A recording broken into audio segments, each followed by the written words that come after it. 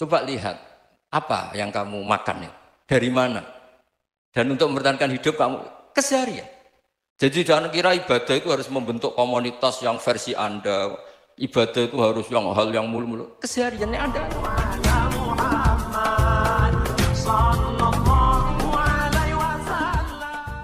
Itu kalau orang diridhoni Allah itu wali betul. Itu untuk jadi wali itu gampang. Kamu makan ridho, kamu nginjak buminya Allah ridho seneng, kamu hidup keseharian aman seneng. Nah ini supaya sampean kita semua lah, kita semua ngaji betapa panduan Rasulullah untuk menggapai ridho Allah itu banyak yang keseharian sekali. Saking kesehariannya banyak dalam hadis dan itu sahih.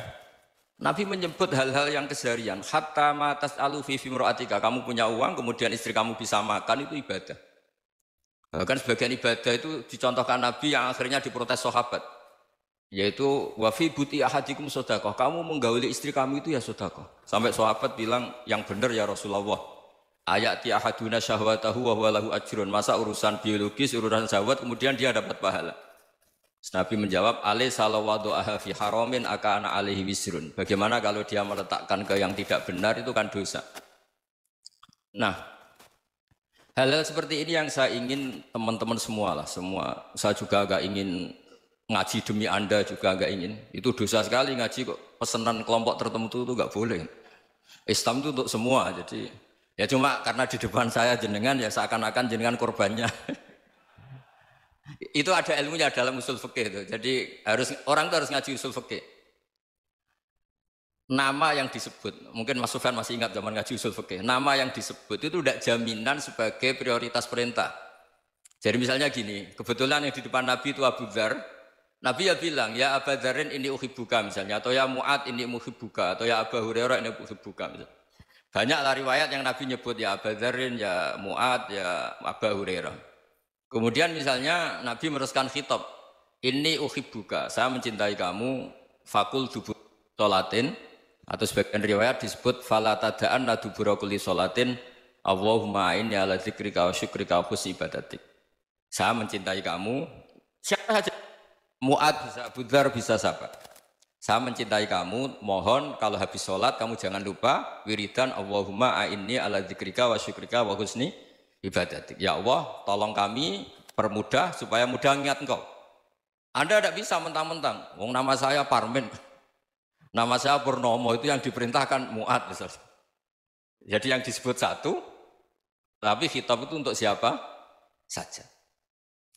Saya teruskan. Jadi saya mohon semua kita melakukan kebaikan itu, kalau dalam kaidah fikih disebut al-yakin la yuzalu bisyak. Banyak kebaikan yang kebenarannya itu 100%. Tidak punya efek samping ke pihak lain, ke kelompok lain, ke komunitas lain. Jadi misalnya Anda makan, dan itu murah sekali, hanya butuh satu piring. Setiap punyaan kamu muji Allah, setiap minum kamu muji Allah. Itu redaksinya Rasulullah SAW disebut, Allah sangat ridho ketika seorang hamba makan, kemudian dia memuji Allah. Atau minum, kemudian dia muji Allah. Logikanya gampang, negara seperti ini yang kamu harapkan bentuknya kayak apa, mertua, ipar, komunitas, tetangga, itu nyata terjadi itu kan belum pasti. Sementara yang mesti terjadi adalah kamu butuh makan, kalau tidak mati. Butuh minum, kalau tidak mati. Butuh bumi yang nyaman ditempati, kalau tidak kita juga mati. Sebab itu Allah kalau menyebut nikmatnya itu hal-hal yang keseharian. Alladzi at'amahum min ju'. Allah itu siapa? Allah itu yang menciptakan kamu bisa makan. Tidak berlebihan, Allah itu yang menciptakan kondisi sosial itu ideal. Zaman Nabi itu ya ada orang munafik. Orang-orang pilihan Allah itu juga diuji orang sekelilingnya yang macam-macam. Semua diuji sesuai konteks zaman dan waktu. Nah, tapi ada ibadah-ibadah yang selalu disarankan Nabi. Sampai Nabi itu pernah ditanya, ayul islami khairun ya Rasulullah, Islam terbaik itu gimana? Jawaban Nabi itu unik. It'amu to'am. Islam terbaik itu ya makan-makan, santai-santai. Ketika Allah menyebut beberapa kebaikan, falak tahamal akobah, wa ma adrokan apa? Mal akobah. Terusannya apa? Fakku rokobah. Terusannya apa? Au it'amun fiyaumin di masubaya. Atau acara makan-makan itu juga Islam. Kenapa? Ya bayangkan kalau tidak ada makanan, kita mati kan? kondisi sosial tidak ideal tuh Anda masih gak apa-apa. Tapi kalau Anda tidak makan, Anda tidak minum, kamu punya istri cerewet masih bisa hidup, punya mertua cerewet masih bisa hidup. Tapi kalau tidak makan bisa mati. Jadi saya mohonlah, mungkin Mas Sufyan Sauri tadi yang bisa bantulah. Teman-teman tuh ngaji yang keseharian saja. Karena kita nyari ridha Allah itu berdasar firman Allah. Dan firman Allah itu menyebut keseharian tuh riang, gampang. Yaitu tadi misalnya wa min ayatihi manamukum billaili wan nahar. Termasuk ayat-ayat Allah itu kamu tidur. Maka dulu itu ada guyonan, ada tokoh Mu'tazilah, kelompok dalam Islam yang berpikir manusia itu bisa menentukan ikhtiarnya sendiri. Karena saya bisa duduk, duduk, ingin berdiri, berdiri. Karena kelompok ini nggak terima kalau semua kehendak Allah, nanti bagaimana kalau semua kehendak Allah kok ada hisab ya, ada sanksi. Lucunya itu dia akhirnya ini cerita ya, mencintai seorang perempuan cantik sekali. Dan itu dia menjadi ahli sunnah itu oleh hal-hal yang sepele. Karena istrinya cantik, ya namanya suami istri hubungan intim. Terus ditanya, Mas masih ingin lagi? Masih. Silahkan diulang lagi. Wah ya tidak bisa. Katanya manusia bisa menentukan yang diinginkan. Itu tobat itu. Itu nggak bisa ditobatkan Mas Sufyan Ats-Tsauri. Orang cantik yang mudah nobatkan orang itu orang cantik. Segampang itu. Akhirnya kita tahu, makanya kalau dalam kitab Hikam itu disebut al-akil mayyakul madza yaf'alu wa hubi wal ghafil mayyakul madza af'al. Orang yang punya akal karena sadar ini wilayah Allah, semua milik Tuhan. Itu dia tiap hari berpikir, besok Allah akan melakukan apa terhadap dunia ini. Kamu merencanakan sesuatu mau plesir, ternyata gempa. Mau wisata ke Rusia, ternyata perang. Kamu tidak pernah tahu apa yang akan terjadi besok. Wa ma tadri nafsum madza taksibu ghadan. Tapi anda semua kita ini sering punya jadwal permanen. Makanya saya kalau diundang siapa saja, bisa takdir. Yang jelas Gus ini acara penting. Ya masih acara penting nak pangeran ngersakno piye? Kok ape dadi pangeran? Kamu kok mau jadi Tuhan? Itu kadang ya kiai. Penting Gus acara ini jenengan harus memastikan bisa. Loh kamu itu yang ngajarin tauhid, sesuatu itu biadillah kok bilang-bilang apa pasti. Kalau saya terus tak tobatkan loh kamu kata saya. Ya kalau gitu Gus bilang insya Allah. Wah itu hati saya, fisik saya, roh saya sudah bilang insya Allah. Tidak usah kamu latih kata saya. Nah hal-hal tauhid keseharian itu gampang sebetulnya. Wal ghafil yaqulu madza af'al. Tapi orang yang lupa Allah dia setiap hari bilang besok apa? Kita bisa melakukan apa? Seakan-akan dia itu aktor, dia penting, dia subjek permanen, dia. Padahal kita ini hanya objek kehendak Allah Subhanahu wa taala. Karena kita yakin sesuatu yang terjadi di alam raya ini kita tidak bisa apa-apa. Makanya saya sering ngaji, sering bilang saya. Ketika Anda mensifati Allah, dia yang menghidupkan. Sudah itu tanamkan, sehingga ketika kita mati, santai saja. Kenapa santai? Allah punya cara menghidupkan kita. Zaman kita hidup juga gak tahu caranya ngelola jantung, ngelola paru-paru. Kamu juga gak tahu ngelola oksigen yang tidak beracun, tidak ngandung polusi. Tahu-tahu hidup. Gak ingin tua ya tahu-tahu tua. Gak ingin mati, tahu-tahu mati. Selama ini kita hidup juga gak tahu apa-apa sebetulnya. Hanya gaya tok, punya jadwal, punya planning. Kalau kamu bisa menentukan pilihan Anda, pasti Anda istrinya cantik, 4 neriman semua, kona'ah semua. Nyatanya enggak kan? Ada 1 jelek, cerewet. Wah itu kan, nyatanya enggak bisa apa-apa Anda kan? Dan kamu bawa mati lagi. Itu kan, istri Anda juga gitu, punya keinginan, punya suami yang ganteng, yang jabat, yang neriman, yang enggak poligami. Ya enggak kesampaian juga. Kalau kita ngitung tingkat kegagalan kita itu gagal terus. Iya kan? Nah, terus ingat Allah. Madza yaf'alu wa bi. Orang yang punya akal selalu berpikir Allah itu menghendaki apa terhadap saya. Loh sama-sama orang ngelihat orang yang serius. Itu kata Anda itu pemikir berat, serius. Senang punya tokoh yang merengut tuh, karena kamu anggap serius. Tapi sebagian orang nganggap orang yang serius itu wong merengut, wong masam, wong muka kok ditekuk.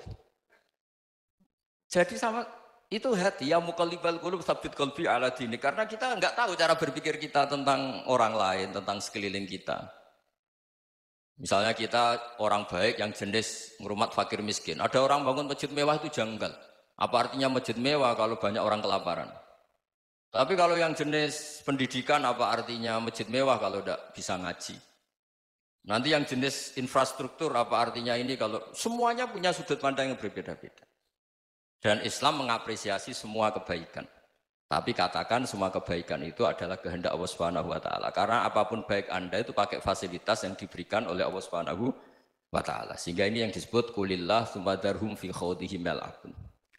Ya kembali tadi ke tema-tema bahwa keseharian Anda ini sudah Islami. Saat Anda tidak bisa melakukan apa saja. Saya sering ada jenazah, biasanya kalau tetangga meninggal saya sering disuruh ngelepas. Saya bilang orang ini baik. Karena sering ngelamun di rumah, sering nganggur di rumah. Ditanya sama anaknya, kenapa Gus nganggur baik? Ya kalau dia nganggur artinya juga agak berbuat sesuatu yang maksiat kan? Iya kan? Orang nganggur di rumahnya ya tidak bunuh orang, tidak maling, tidak korupsi. Ya namanya nganggur di rumah. Lah cuma istri cara pandang nganggur gak menghasilkan uang itu. Tapi juga gak menghasilkan kriminal kan? Jadi sebenarnya Islam itu makanya kalau sampai ngaji usul fikih itu ada kitab usul fikih namanya Lubul Usul, itu terkenal sekali di pesantren itu.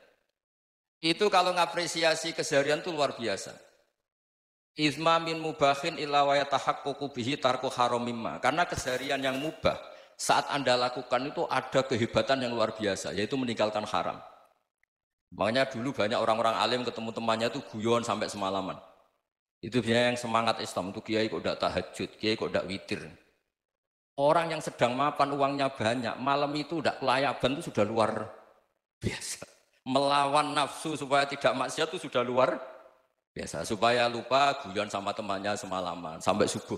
Gejlok-gejlokan ngenang zaman miskin, zaman kuliah nggak jelas, zaman apa. Melihatnya jangan takut tahajud. Seperti ini meninggalkan tahajud, tapi meninggalnya ini talkul muharramat. Jadi kayak apa hebatnya? Sehingga Imam Ghazali punya riwayat yang agak unik. Hatta takuna ibadatu akhiri hadil ummah iku an-naum. Sehingga suatu saat ibadah terbaik umat ini itu tidur. Itu kan riwayat kontroversi. Ketika Imam Ghazali tanya, kenapa iya? Kenapa kamu mulai keluar dari rumah itu sudah banyak maksiat? Melihat perempuan yang enggak mahram, melihat fenomena. Tapi kalau kamu tidur itu enggak melihat apa-apa. Tapi juga kamu jangan nganggap tidur itu ibadah betul. Saatnya melakukan fardu ain malah masih tidur. Tapi itu sudut pandang yang menjadikan kita Islam itu gampang. Jadi saat Anda tidak bisa aktivitas apa-apa, misalnya ada beberapa orang yang lumpuh. Lumpuh itu memang nggak bisa Jumatan, nggak bisa ibadah, tapi dia juga nggak bisa maksiat. Tidur itu memang Anda saat itu tidak bisa tahajud, tidak bisa witir, tapi saat itu ada zina, ada maling, tidak gosipkan orang, tidak bully orang, tidak menanamkan kebencian, tidak hasut. Sehingga tidur menurut Allah Ta'ala ya wa min ayatihi manamukum billaili apa? Wan-nahar. Karena di tidur itu selain ada unsur istirahat, jaga kestamina, juga ada unsur meninggalkan beberapa keburukan. Nah saya mohon ibadah yang keseharian ini kita jaga. Supaya kita semua baca ayat itu fasih. Fasih itu tertanam di hati. Allah itu siapa? Alladzi at'amahum min ju'i wa amanahum min khauf. Dan Allah kalau cerita di Quran itu anna subabnal ma'a subba summa syaqaqnal ardhan wa syaqqa fa ambatna fiha habba wa inaba wa qadba wa zaituna wa nakhla wa hadaika hulba. Kamu tahu saya ini siapa kata Allah? Saya ini adalah Tuhan yang menurunkan air, kemudian ada tanaman banyak. Habba wa inaba wa qadba, ada zaitun, ada tin, kalau orang Jawa mungkin ada tela, ada padi, ada mangga, ada pisang. Sudah. Wa inaba wa zaituna wa nakhla wa hadaika hulba. Ada perkebunan yang lebat. Tujuannya apa? Mata Allahum, silahkan kamu pakai, kamu nikmati. Tapi karena kadang kita ini punya ide-ide besar.